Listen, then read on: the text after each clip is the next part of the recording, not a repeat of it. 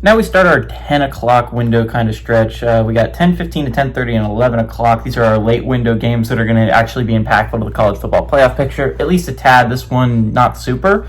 But we got Wyoming, who's 2-1, traveling to Colorado, who's 1-2. Colorado favored by 13.5 points on ESPN. Caden Anderson for the Cowboys has gone 48 of 82, thrown for 535 yards, 3 touchdowns, 2 interceptions. Sam Scott has had 44 carries for 203 yards and a touchdown. And Chris Durr Jr. has had 17 catches for 284 yards and 2 touchdowns. Ryan Staub for the Buffaloes has gone 26 of 45, thrown for 362 yards, 3 touchdowns, 2 interceptions. Simeon Price had 19 carries for 135 yards and a touchdown. And Sincere Browns had 6 catches for 135 yards and a touchdown. Colorado is 23-3 against Wyoming all time. Last game to go to Colorado in 2009.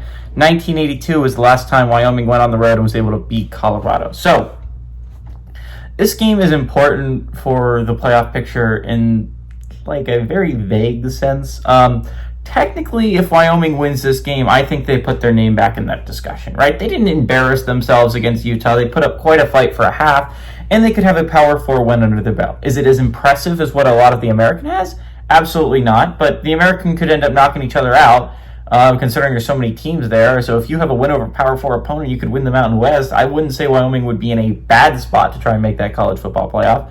So you look at it from that perspective. This is an important game for Wyoming to try go on the road and pull off, right? Colorado, on the other hand, is looking to stave off elimination. They started the season 1-2. By the way, I'd say Ryan Staub is their leading passer. That is correct, but Caden Salter will be starting this game. As the tradition for Colorado, as soon as their leading passer becomes someone who's starting, they go to someone else. So, it's a fun little challenge they do every week where I say a different person's name than who will be starting the football game. Anyways, all that being said, I think Colorado's a bad team this year. I think they are a bottom 3, bottom 2, maybe Big 12 team. I think the only team that might be worse is Kansas State. So you look at it from that perspective from Colorado. This is to stave off elimination because a 3-loss team, only one has ever made the college football playoffs, and they had to win their conference to get the bid, right? And they got the 12 seed. There's no at-large a 3-loss team is likely to make the college football playoffs. So all that being said, Colorado kind of needs this game to stay alive in the college football playoffs as an at-large, right? They've already taken 2 losses. Not great losses, mind you, right? They have a loss to Houston, which maybe that'll end up aging really well magically, right? Maybe. I don't think it's going to happen. The loss to Georgia Tech isn't aging horribly. That looks like one of the better teams in the ACC. But even if they survive this week, Colorado has just a gauntlet in front of them. They play BYU, TCU, Texas Tech, and Iowa State in their next 4 games. What are their chances of surviving all that is very low without a loss.